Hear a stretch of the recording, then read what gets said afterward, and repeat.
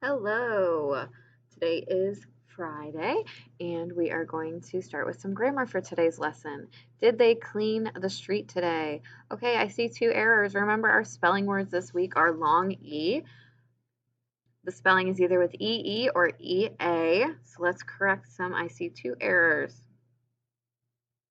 Did they clean? Clean. Is it EE or EA? I believe it is EA. Let's cross that out and fix it. So much better. Clean, CLEAN. And street, the street today. Not an A, but an E for the long E sound. Number two, our team wears green shirts. I see two other errors and I see two spelling words. Team is TEAM and wears green. Instead of an A, there's two E's. Three, the water in the creek will freeze in the winter. Creek, you should know this from practicing. EE, not EA, and same with freeze. Number four, the farmer grows beans in his field. BEANS and BEI or FEI for field.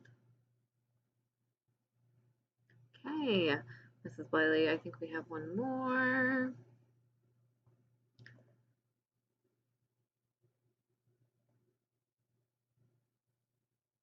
Not that. Do.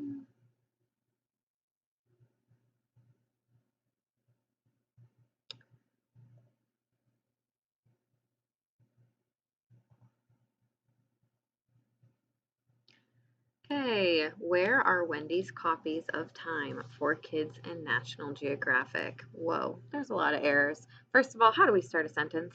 With a capital letter, of course. Capital W, where are Wendy's? Wendy's is a proper noun, it's a specific person. We need a capital W. Copies of Time for Kids. Now, Time for Kids is actually a magazine, so it is a specific magazine, so we're going to capitalize that T for Kids and National Geographic. National Geographic is a proper noun, so we need to have capital N's and G's. That one wasn't too bad, just capitalizing. Good job. The next thing we're going to do, I believe we already did spelling, just kidding.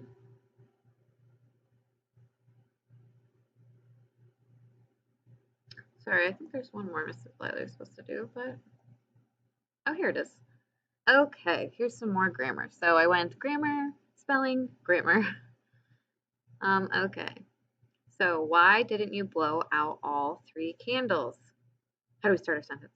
Capital letter. Why didn't you blow out all three candles? Now, in grammar, we've been talking about singular and plural nouns. Candle, should I have an S or an ES? Just an S because it already has an E. And why, it's asking a question. We need a question mark at the end. Our class field trip is going to be very exciting. Okay. Field trip, that's not a specific field trip, so we're going to make that a lowercase. That is a common noun. Is going to be very exciting. Question mark? If it's exciting, I think we should use an exclamation mark. Valentine's Day is in February and St. Patrick's Day is in March. Okay, I see some proper nouns that are specific months that need capitalized. Which month needs capitalized in the sentence? February. And what's my other month? March. And what do I need at the end of my sentence? Punctuation. We're going to use a period, a really big period, clearly. Number four, go get 4 apple and 3 carrot for the grocery store, from the grocery store. Go needs to be capitalized. It is the beginning of our sentence. Get 4 apple. That sounds like it needs to be plural because 4 I know is more than 1. So apple, it has an E already, so I just need to put in S. And 3 carrot. Well, there's more than one, so it's definitely plural. So I'm going to put an S at the end of this one too. From the grocery store. Go is a command, so it's not going to be a question. It's actually going to be a period. This was a shorter lesson for this for today. I would like you to do the activities attached. And if you have any questions, please let me know. You will have your spelling test tomorrow. So please, please, please, excuse me, on Monday.